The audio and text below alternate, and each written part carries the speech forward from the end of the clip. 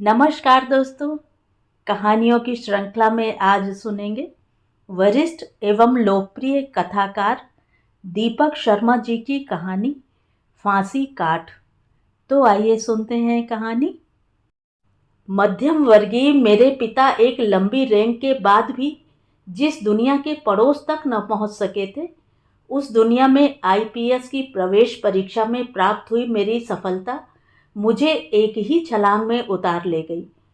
बधाई के साथ नसीहत देने वालों की बातों में जो बात मेरे दिमाग में घर कर गई वह थी, ससुराल बनाते समय मुझे पत्नी की संपदा देखनी चाहिए या फिर उसके संपर्क सूत्र। मैंने संपदा चुनी और स्वर्णा से शादी कर ली। उसके बिल्डर पिता मेरी तरह सेल्फ मेड थे, फैमिली मेड नहीं। उनका इमारती कारोबार मामूली ठेकेदारी से शुरू हुआ था, किंतु स्वर्णा की शादी के समय तक आते आते वे अपनी मुद्रा को विविध एवं अनेक वैभव प्रतीकों में बदल चुके थे। पोशाक में, मोटर गाड़ी में, मकान में, क्लबों की सदस्यता में। शादी में दहेज के नाम पर उन्होंने मुझे एक कीमती मोटर गाड़ी के साथ साथ 2 फ्लैट भी दिए, जिनका किराया ही लगभग 2 लाख था। शादी के बाद मुझे अपने मनोविज्ञान की स्नातकोत्तर की वे पुस्तकें एकदम झूठी लगने लगीं, जिनमें हमारे मानवीय मस्तिष्क की जटिल तहों का उल्लेख रहा करता। अब मैंने जाना, उच्च धनाढ्य वर्गों के लोगों में मस्तिष्क का ट्रैक एकल ही होता है। मुझे लाभ मिलना चाहिए, और यदि उनके मस्तिष्क में तहें हैं भी तो केवल स्नायुओं की ही हैं, विचारों का नहीं, भावनाओं का नहीं, बाहर भी भीतर भी।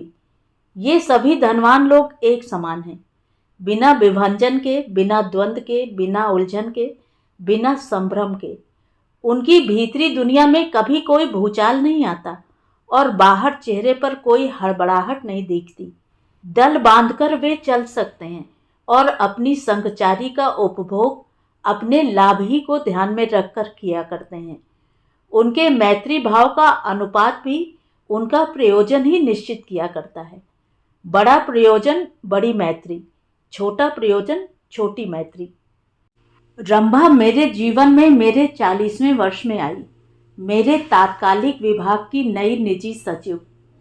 ऊर्जा और उल्लास टपका रही 27 वर्षीय अपनी तरुणाई का घोषणा पत्र। संबंध स्थापित करने की उसकी आतुरता संक्रमण रखती थी।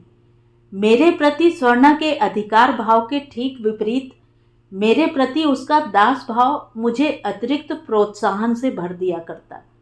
परिणाम, अवसर मिलते ही मैं उसे रेस्तरां ले जाने लगा, होटल में ठहराने लगा, हॉलीडे रिजॉर्ट पर उसके साथ छुट्टियां मनाने लगा। उपहार स्वरूप उसे कभी कोई नया डिजाइनर परिधान अथवा अनूठी प्रसाधन सामग्री दिलाने लगा।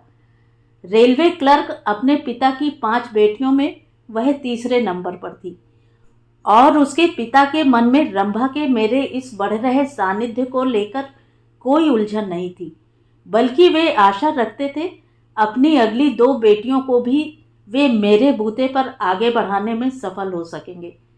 दफ्तर पहुंचने के लिए रंभा पहले 2 भिन्न सार्वजनिक वाहन प्रयोग में लाया करती थी।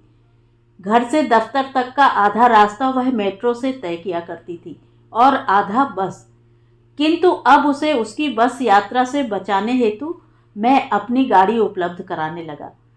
बल्कि दफ्तर के बाद उसे मेट्रो स्टेशन तक अपनी ही सरकारी गाड़ी से स्वयं पहुंचाने भी लगा, और दफ्तर से पहले उसे स्वयं लिवाने भी। आगे की घटना से आपको अवगत कराने से पहले यहाँ मैं बाल्जाक के एक उपन्यास द 13 से एक संदर्भ लेना चाहूँगा।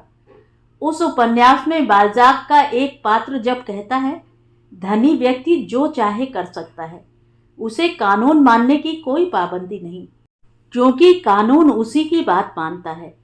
इन करोड़पतियों के लिए न कोई फांसी काठ होता है, न ही कोई जल्लाद। तो रफेल नाम का दूसरा पात्र उसकी बात काट देता है। फांसी काठ पर ये करोड़पति अपने शीश स्वयं फोड़ते हैं। They are their own headsman. हमारे साथ यही हुआ। एक और अपने प्रति मेरा लगाव देखकर रंभा यदि ऊंचे सपने देखने लगी मुझसे अपने नाम स्वर्णा का एक फ्लैट मांगने लगी, तो दूसरी ओर रंभा के संग मेरी घनिष्ठता की भनक उधर स्वर्णा को लग गई। कुपित स्वर्णा ने अपने पिता से शिकायत की, तो उन्होंने रंभा की हत्या करवा दी, भाड़े के हत्यारों के हाथों। उस समय जब रंभा अपने मेट्रो स्टॉप से दूसरी सवारियों की भीड़ चीरकर मेरी सरकारी गाड़ी की तरफ बढ़ रही थी। पकड़े जाने पर उन हत्यारों ने पहले जो नाम उगला वह मेरा था। परिणाम, पहले मुझी पर हत्या करवाने का मुकदमा चला, किंतु जैसे ही मेरा वकील भाड़े के उन हत्यारों से पूरा सच उगलवाने में सफल हुआ, स्वर्णा और उसके बिल्डर पिता पर भी मुकदमा दायर हो गया। अब हम तीनों जेल में हैं।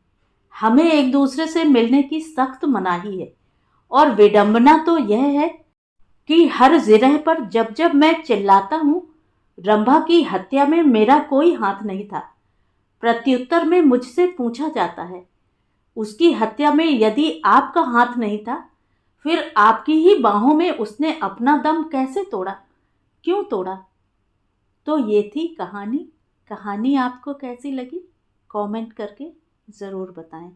और अगर मेरे द्वारा सुनाई हुई कहानियाँ आपको अच्छी लगती हैं और आप मेरे चैनल पर पहली बार आए हैं, तो चैनल को सब्सक्राइब ज़रूर करें, लाइक करें और अपने दोस्तों और परिचितों में शेयर भी करें।